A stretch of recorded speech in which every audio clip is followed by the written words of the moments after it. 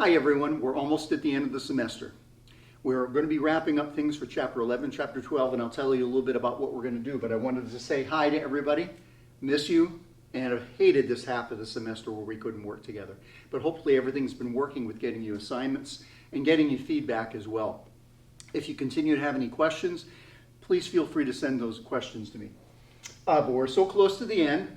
Today is going to be the third video that we'll use to review with elements of chapters 11 and chapter 12. Remember, there's no chapter 13 that's going to be part of the final exam. So the third video you're just about to look at is going to be review for 11 and 12, some concepts from there. And then after that, probably on Wednesday of this week, I'll release a review video of what we would typically do before an exam. Remember, we would take a class time. And I'd give you some sample questions, and then you were free to be able to suggest any as well. At the end of this video, I'm going to suggest that you be thinking about anything you'd like me to look at and suggest to try for the review exam. But we'll try that after a moment. But right now, here's chapters 11 and 12 in the third video. Here are the concepts we're going to look at here in this third video where we're reviewing elements from chapters 11 and 12.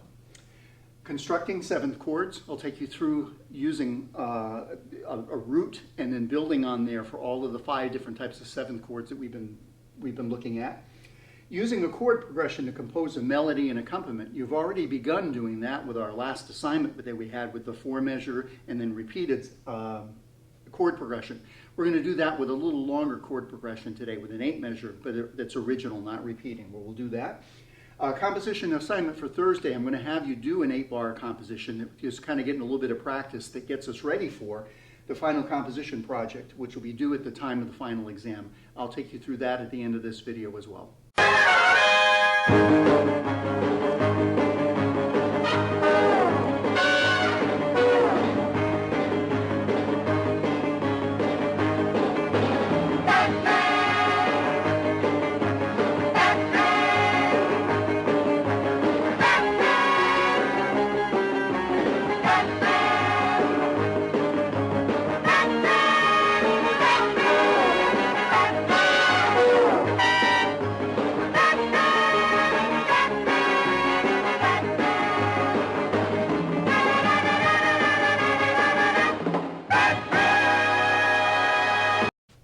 Heard is a very famous theme from a 60s in the United States, 1960s television show, Batman. And you saw that it was animated. It was not animated on TV. It was actually a live show.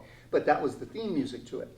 What you heard was a 12-bar blues, where you hear one chord, a 1 chord, 1 chord, a 1 chord. So again, each chord represents 1 measure. Then a 4 chord, a 4 chord, then a 1 chord, and a 1 chord. 5 chord, 4 chord, 1 chord, and a 1 chord.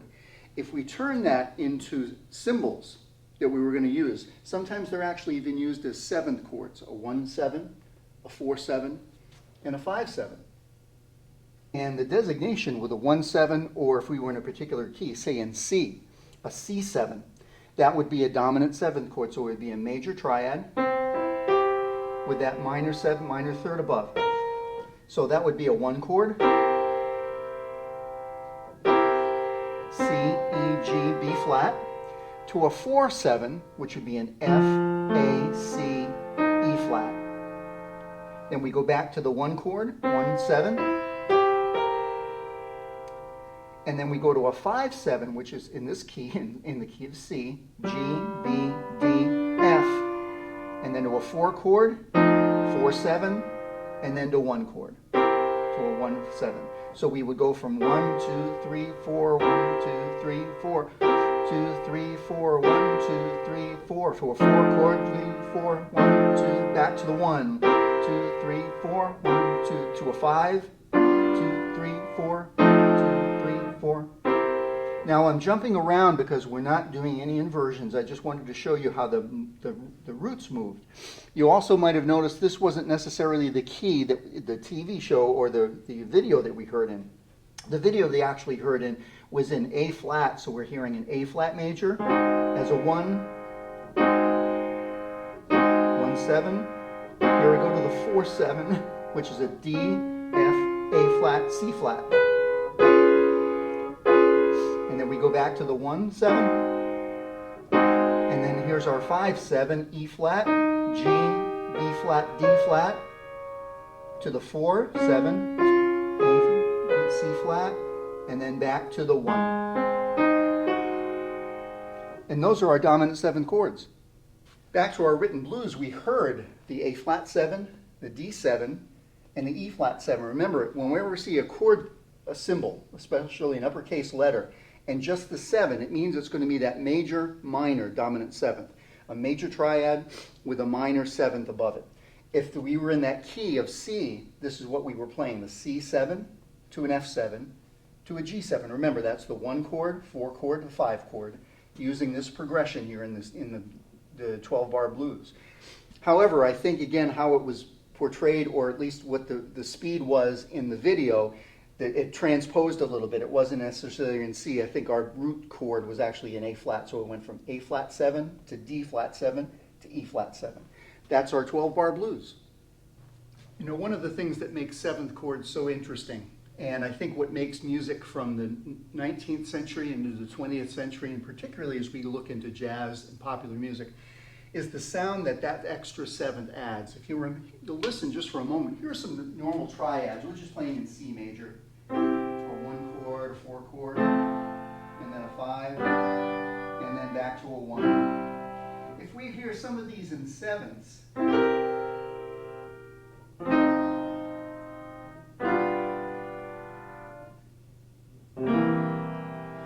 there's an added expression that we often hear that composers really caught on. And when we started to hear 7th chords in late Romantic period into the 20th century, and then we started to hear them regularly as part of a regular diet in jazz and in popular music, our means of what we heard and what the music was expressing was really amplified even more. Where these days, if we just heard triads, they sound kind of bland, actually, in what we hear in popular music. So what I'd like to do is I'd like to construct some 7th chords. Remember, we have 5 different types of chords. The major, major, major, minor, which is also our dominant 7th chord. The minor, minor, and we'll build these in a moment. Then the half diminished and the diminished. And if you look here, what we're going to do is we're going to use the same root.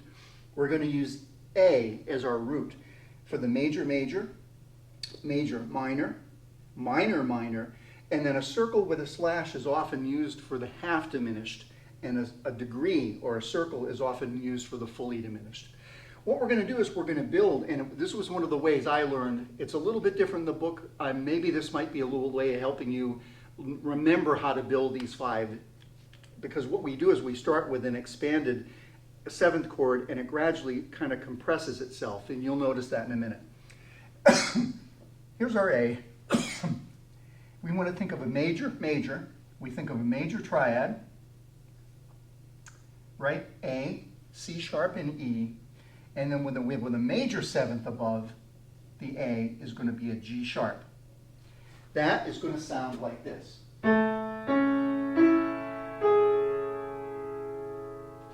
Beautiful sound, isn't it? That's our major, major.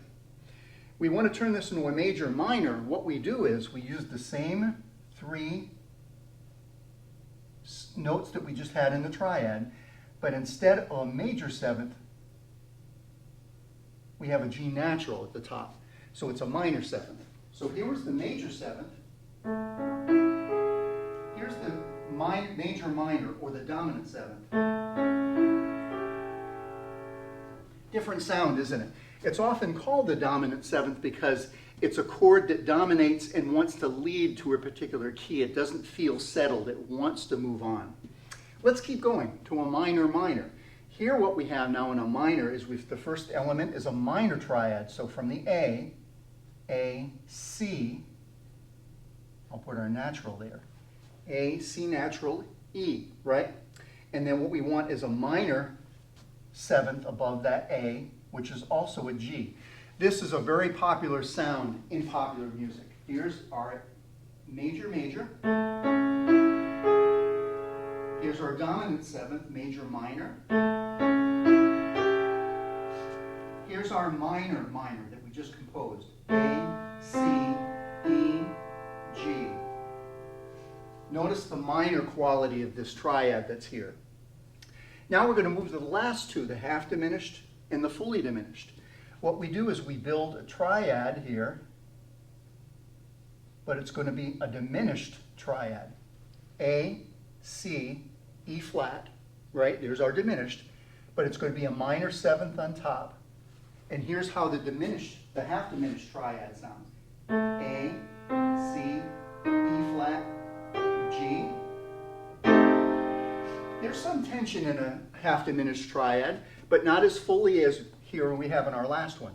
A, C, remember this is built on all minor thirds. A, C, E flat, G flat. This is our most dissonant.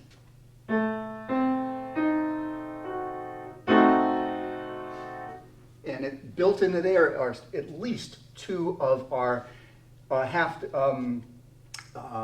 augmented fifths. A to E flat, and C to G flat, that Diabolos in Musica, the devil in music. So composers have regularly used this to create some tension that has to be relieved. So that is one way to be able to think of how we might build. Let's eliminate this, and we'll do this a little bit faster now. Let's pick another. Let's going to pick a G.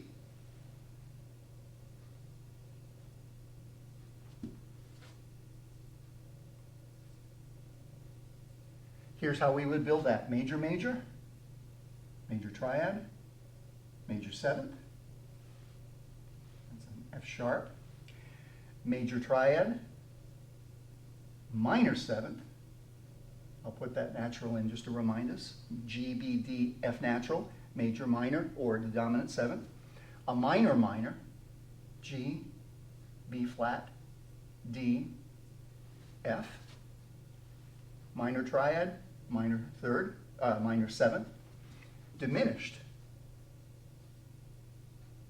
G, B flat, D flat, F, again that minor seventh between the root and that seventh, and then fully diminished, G, B flat, D flat, F flat. Here are all five of those played from one to the next. Major, major,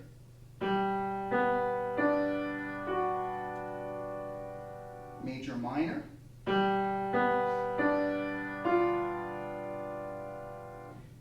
minor, minor,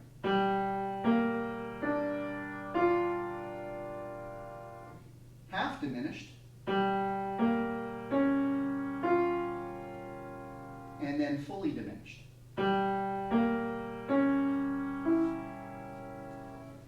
So if that helps a little bit, that's one of the ways when I was learning theory, it helped me remember that we started with the widest and we wound up with the smallest or the most compressed when we were thinking of from major, major, all the way down, all five types of seventh chords to the diminished. Let's go the opposite way now. What we're going to do is look at some chord symbols and write out what the chords are.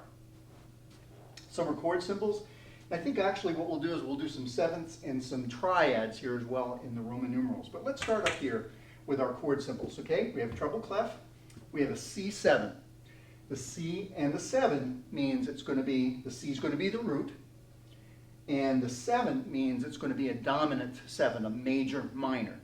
So we start with the C, E, and G. Remember, we start with a major minor. Major is the major triad, and then a minor seventh above that is the B flat.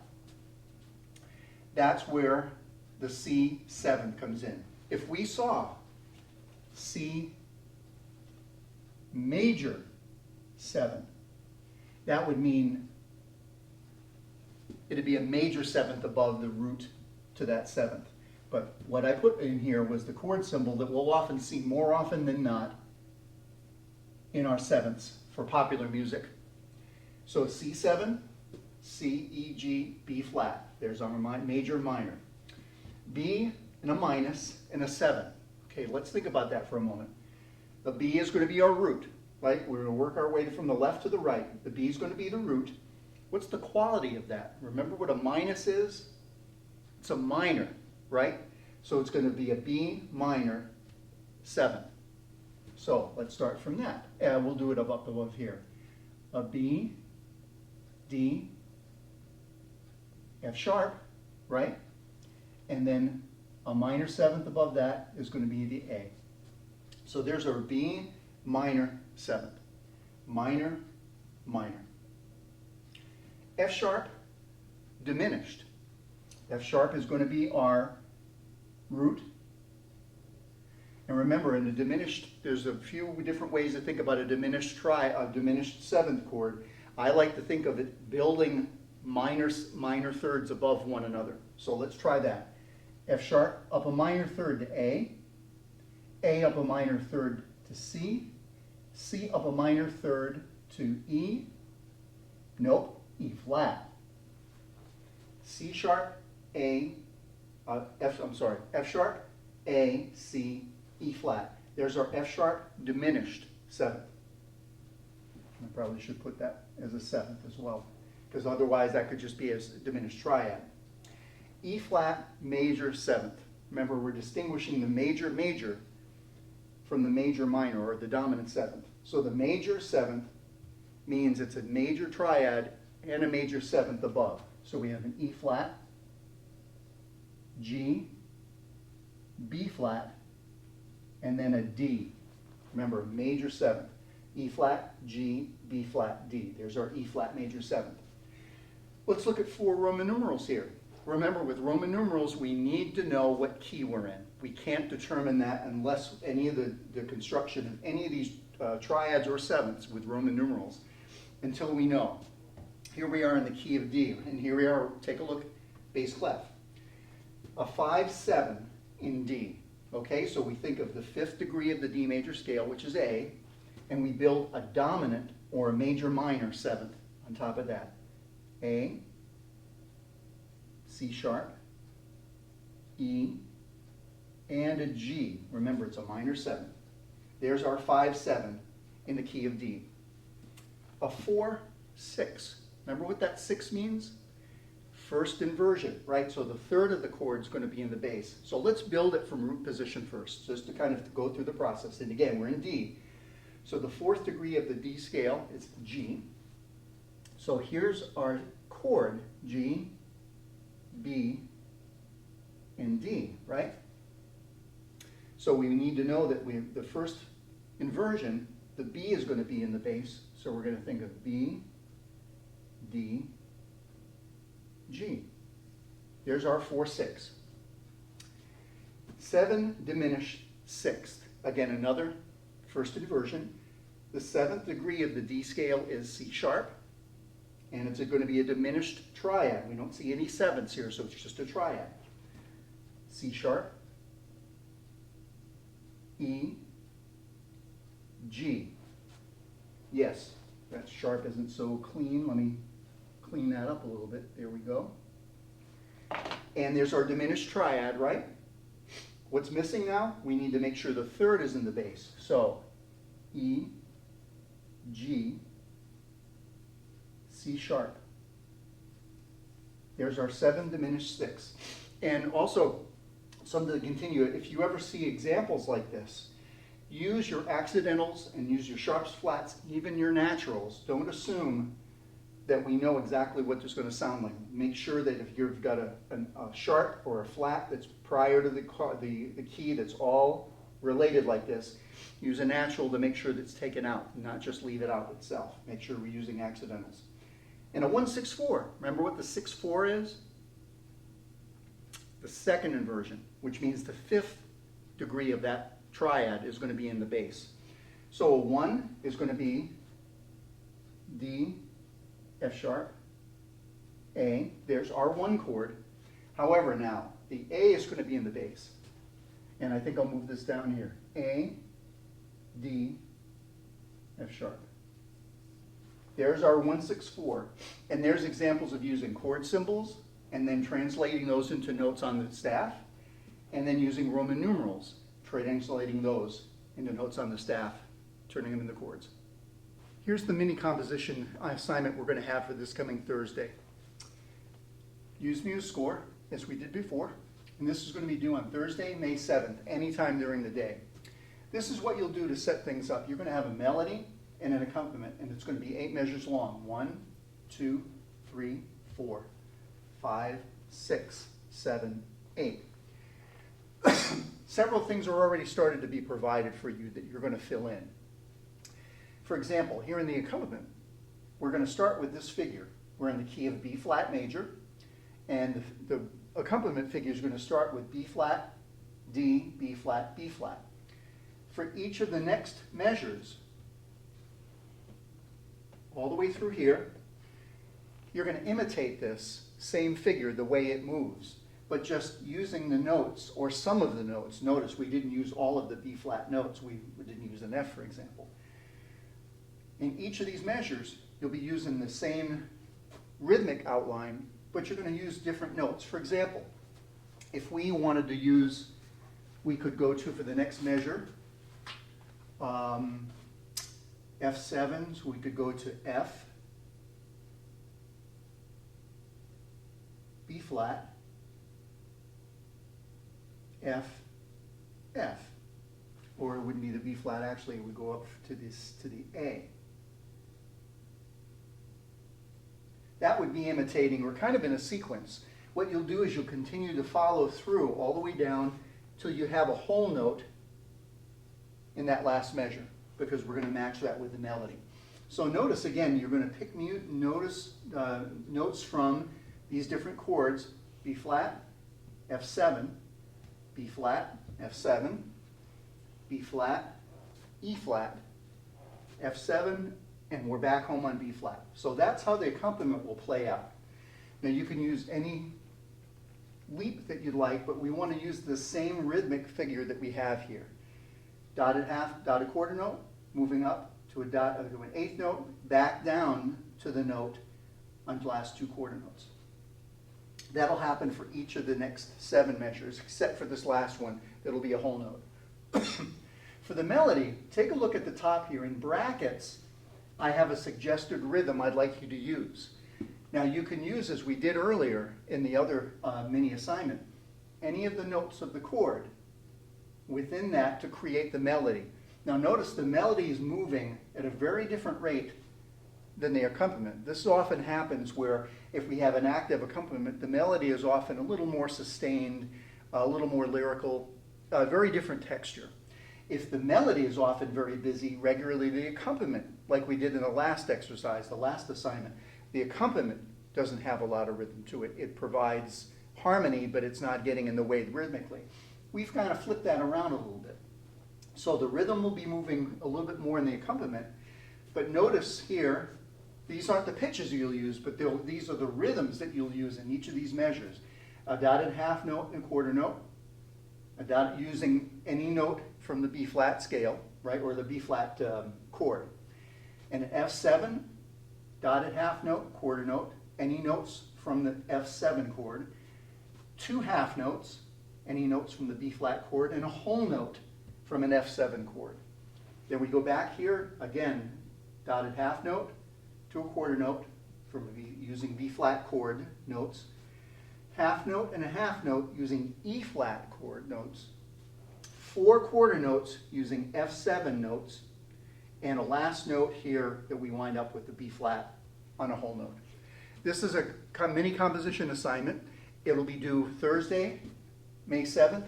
I'm going to zoom in on this so you can get a chance to be able to write this down, or if you want to freeze this. But this will be an example of what we'll be doing for MuseScore and a lead up into our next project, which will be the final project that we'll have as part of the final exam.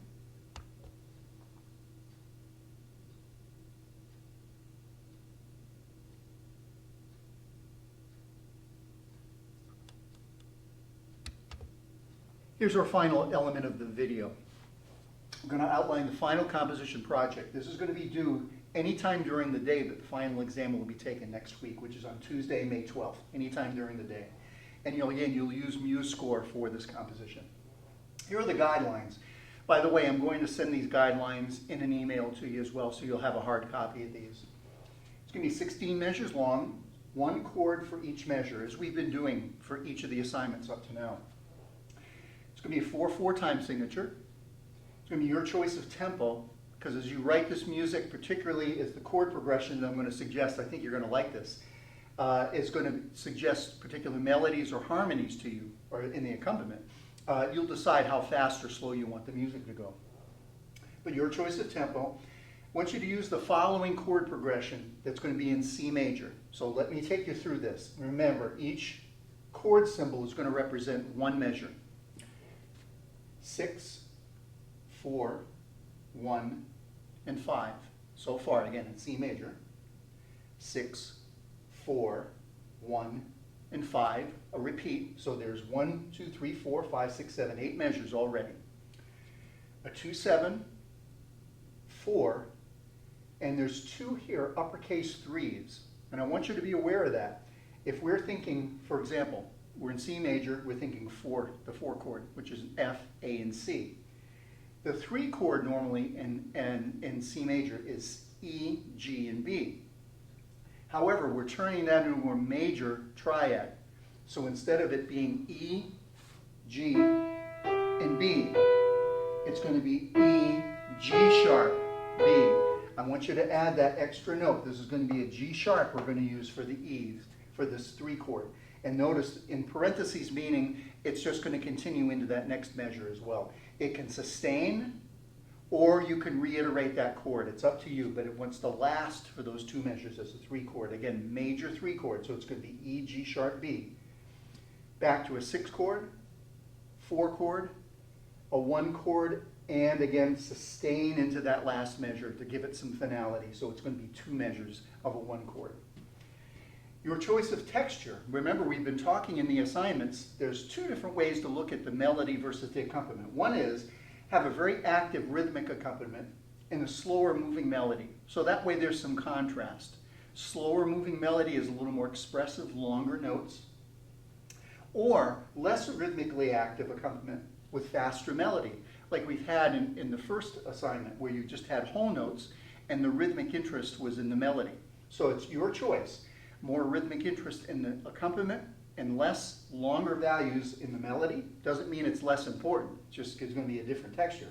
Or a less slower moving, maybe not even much rhythm in the accompaniment, and a more active melody itself. And the last one, your melody can be instrumental. You can assign a particular instrument to it, and I'd encourage you to do that, not just the natural sound that we get from MuseScore, but pick an instrument that you might be interested in hearing. Or vocal, lyrics and text. If you have an idea that you'd like to set a poem or some text to the music itself and want to include that, you're welcome to do that as well. But again, that's your choice. I'll send this in an email, but this will be our final composition project. If you have questions up to now and then Wednesday when we do our review for our final video for chapters 11 and 12, please feel free to send me something. But keep taking good care of yourselves, and I miss you.